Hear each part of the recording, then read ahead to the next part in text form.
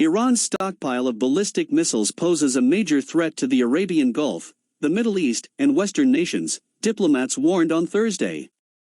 NCRI Foreign Affairs Committee spokesperson Ali Safavi, former Italy Foreign Minister Giulio Terzi, and Walid Phares, the Co-Secretary General of the Transatlantic Parliamentary Group on Counterterrorism, said the Joint Comprehensive Plan of Action, JCPOA, otherwise known as the Iran nuclear deal, has failed to curb Iran's militant attacks through proxy militias in Yemen, Lebanon, Iraq and Syria.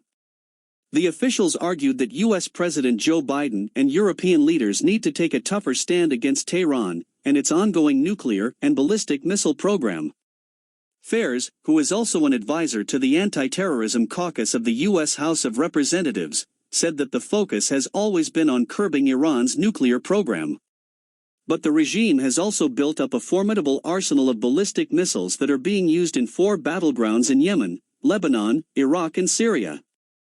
The problem is that over the past 5 years, the regime has displayed and continues to display a behavior that would endanger Iran, its people, the Middle East, Europe, the US, and the international community, Phares said at the press conference attended by Arab News.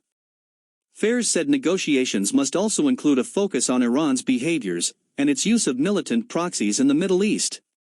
In Syria, where 700,000 people have been killed and 5 million have been displaced, Phares said the Bashar al-Assad regime is fully backed by the Iranian regime. He also noted that in Lebanon, Hezbollah has openly touted its allegiance to Tehran. What we are dealing with now is an Iranian regime and a quasi-occupation of 4 Arab countries.